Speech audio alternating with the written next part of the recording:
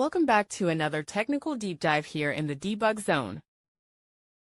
Today we're tackling a big question and breaking it down with insights from other users. Hopefully this clears up some misconceptions and helps you get the answer you need. So buckle up, stay a little curious, and let's jump right in.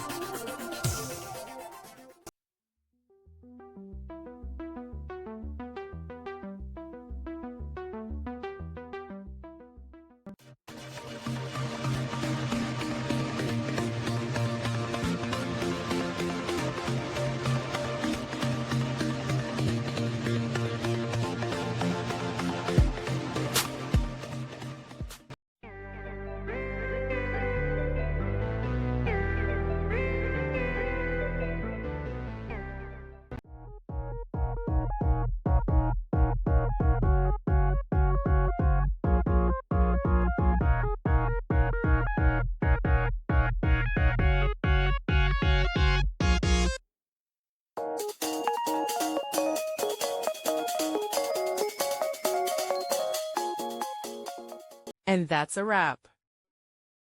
I hope you found the answer you were looking for. If you did, take a second to hit that subscribe button. It really helps out.